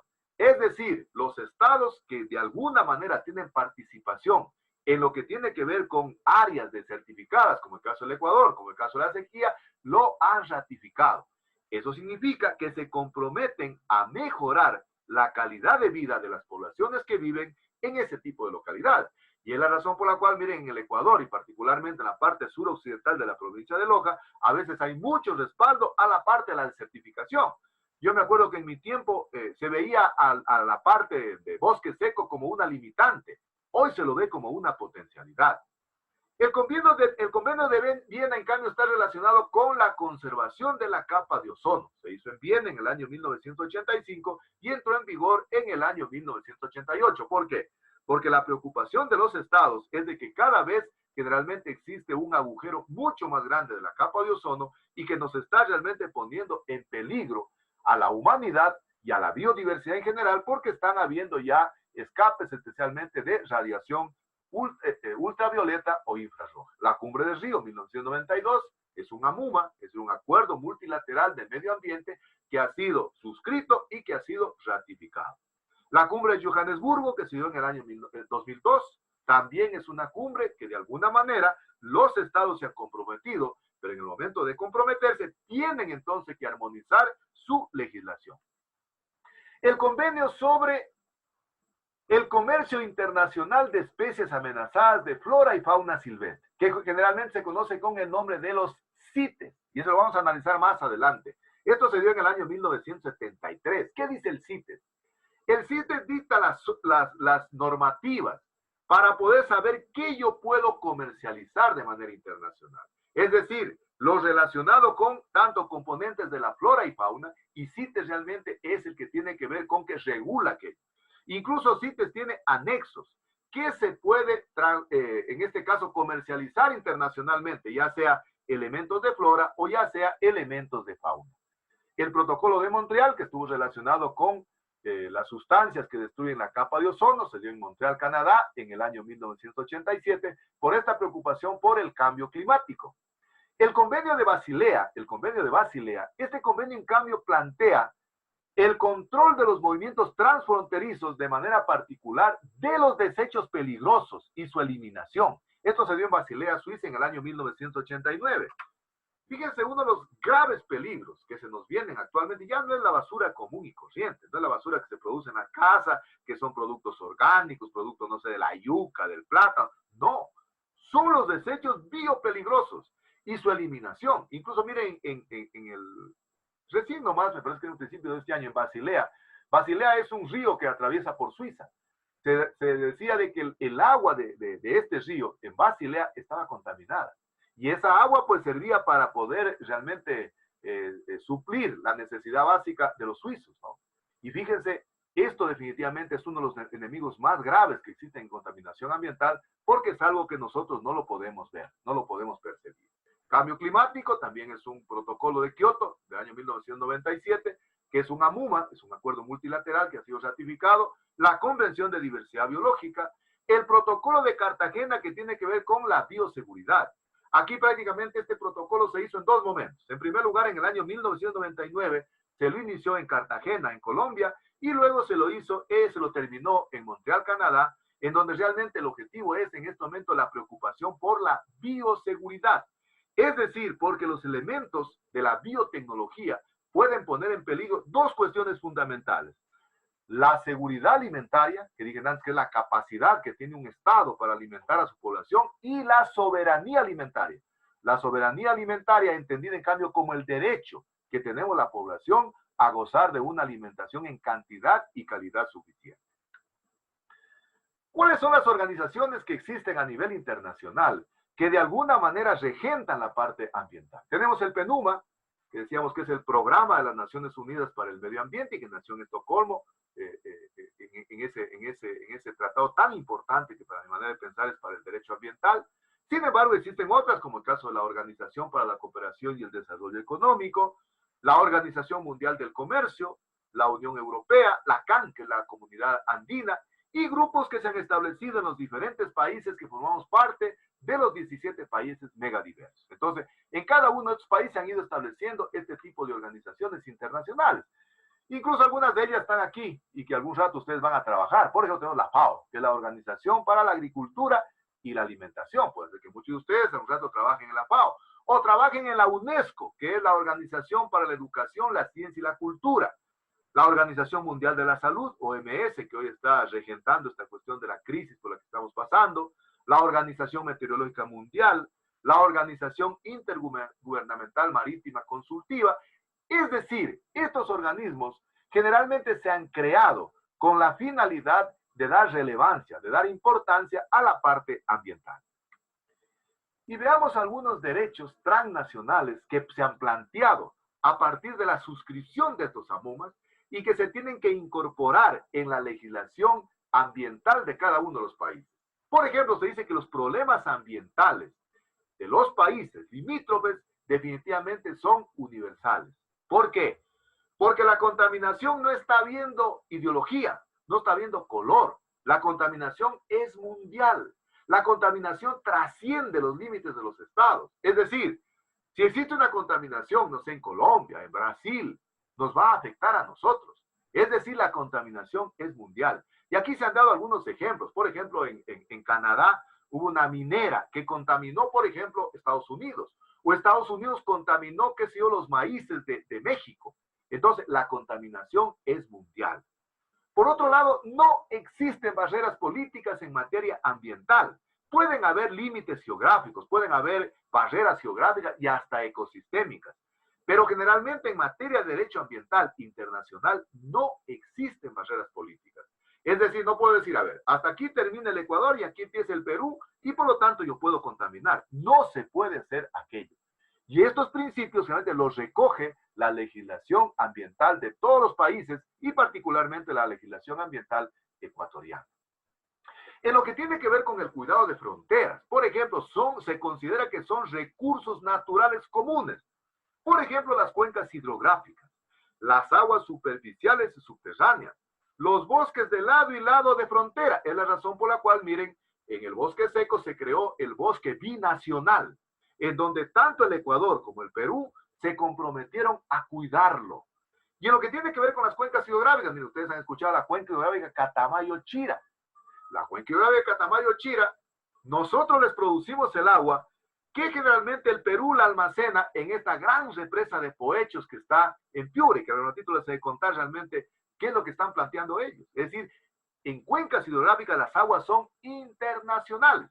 Miren, aquí nos contaba un profesor respecto a la represa de Poechos, que tiene una historia. Fíjense, dicen que el Ecuador planteaba hacer una represa antes que se la haga en el año 1972. En el tiempo del gobierno de Velasco Alvarado en el Perú se hizo la represa de Poechos en Piura, ¿verdad?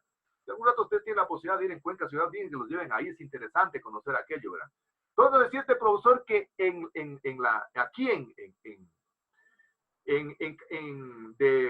de playas más abajo, en Bramaderos, ahí se pensaba hacer una represa, cuando recién nacía Predesur, ¿verdad? porque es una verdadera fuente de agua, es una taza de agua. Me acuerdo que incluso nosotros hicimos una gira con los profesores, que a un rato les sé contar con mayor tiempo aquello. Y entonces decía el ingeniero que ahí se iba a hacer la represa. Pero lamentablemente por cuestiones de carácter político, no se asignaron los fondos necesarios. En el tiempo estaba regentado el Ecuador por una junta militar y no se hizo la represa. Y el Perú nos ganó y se hizo la represa en Poechos, en Piura. Y como las aguas son internacionales, generalmente nosotros ya no podemos hacer una represa. Entonces, esas son cuestiones que es importante realmente considerarlas. De igual manera, la fauna de interés en los países son limítrofes, son de interés de los dos países. Las aguas marítimas, la atmósfera, los yacimientos geotérmicos. Fíjense que la guerra que ustedes tal vez han escuchado, la guerra que se dio en la cordillera del Cóndor, se dio justamente por esto, ¿no? Porque el Perú realmente de manera unilateral, sin considerar este tipo de acuerdos que existen en el derecho ambiental internacional, quiso aprovechar de manera, en este caso como país, de manera unilateral este tipo de riquezas geotérmicas y yacimientos que habían ahí. Es decir, que desde el punto de vista del derecho ambiental, el cuidado de las fronteras tiene que ser de manera común, tiene que ser de manera recíproca. Es decir, un Estado no puede perjudicar a otro porque definitivamente lo va a demandar ante la Corte Internacional del Ambiente. Y lógicamente va a tenerlas de ganar. ¿Por qué? Porque generalmente en materia de derecho ambiental, las fronteras son de interés de los países limítrofes. Es decir, nosotros, por ejemplo, que estoy en Macará, por decir algo, no podemos producir algo que le vaya a contaminar al Perú. ¿Por qué? Porque inmediatamente pueden surgir problemas dentro del derecho ambiental internacional que vayan a ser demandados en la Corte de la Haya, en Holanda, y que definitivamente eso vaya a repercutir sobre la política de los estados. Conclusión, entonces, los estados tienen que armonizar sus leyes, sus políticas ambientales, sin dejar de considerar los aspectos que plantean las cumbres internacionales, los AMUMAS, es decir, estos acuerdos que definitivamente son de cumplimiento obligatorio de las partes. Algún rato, con mayor tiempo, les voy a cortar esa cuestión de la represa de Poechos, que no sé si alguien tal vez tenga la posibilidad de conocerla, pero que definitivamente lo que hace es de que los estados puedan cuidar sus recursos cuando existen de manera limítrofe. Es la razón por la cual, miren, no sé si ustedes han oído que hay que es el proyecto Catamayo-Chira, ¿no?